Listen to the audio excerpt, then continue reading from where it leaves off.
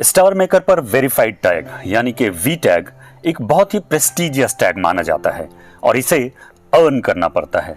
इसे पाने के लिए बहुत सारे पैरामीटर्स को फुलफिल करना पड़ता है, तब कहीं जाकर किसी को ये वी टैग दिया जाता है। स्टार मेकर पर वी टैग होल्डर्स को बहुत ही रिस्पेक्ट की नज़र से देखा जाता है और ये माना जाता है कि जिसके पास वी टैग है वो एक बहुत ही उम्दा दर्जे का सिंगर होगा। पर अब आजकल वी टैग में वो बात नहीं रह गई है।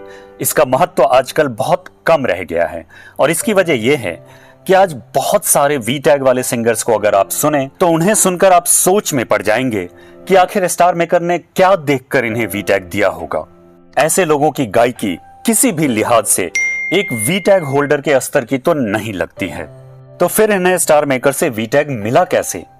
तो मैं आपको बता दूं कि स्टार मेकर से इन्हें वी टैग इनकी गायकी को देखकर नहीं मिला, बल्कि इनकी जेब को देखकर मिला है। इन्होंने वी टैग अर्न नहीं किया है, इन्होंने वी टैग खरीदा है। पिछले हफ्ते जब मेरे एक स्टार मेकर फ्रेंड ने मुझे बताया कि उसकी फैमिली के ओनर ने 30,000 रुपए में वी टैग खरीदा है, तो मुझे बहुत दुख हुआ।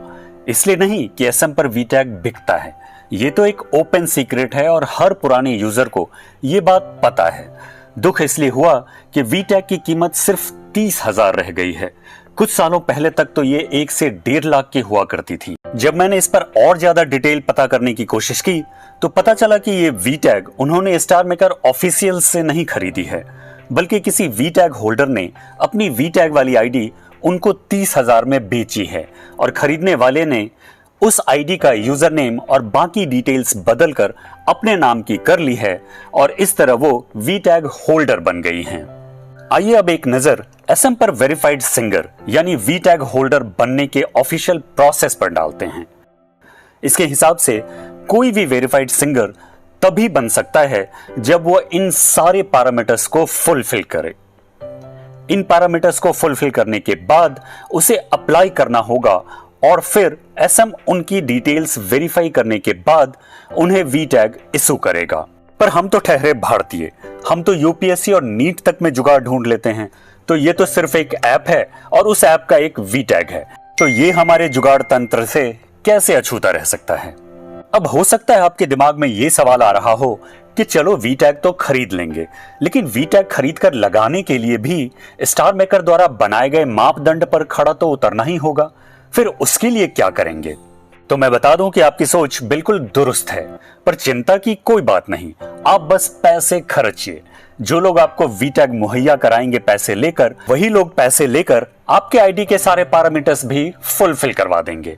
दोस्तों, अगर ये सारी बातें हमें पता है तो क्या स्टार मेकर को नहीं पता होगी?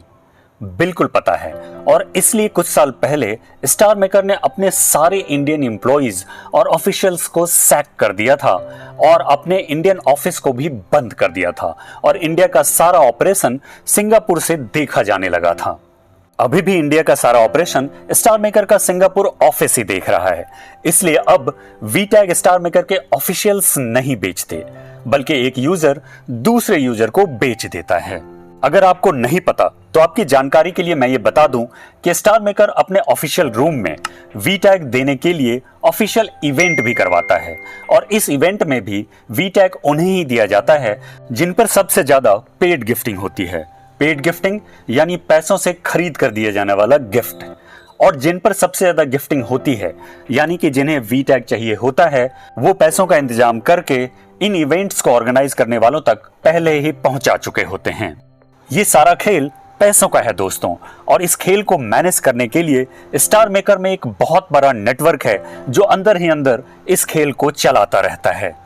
तो अगली बार जब आप किसी वी टैग होल्डर को पार्टी रूम में सुने या उसका कोई पोस्ट सुने और सुनकर आपको ये लगे कि उफ, ऐसे लोगों को स्टार मेकर कैसे वी टैग दे देता है, तो समझ जाइएगा कि उन लोगों ने वी टैग अर्न नहीं किया है, बल्कि जुगाड़ से हासिल किया है।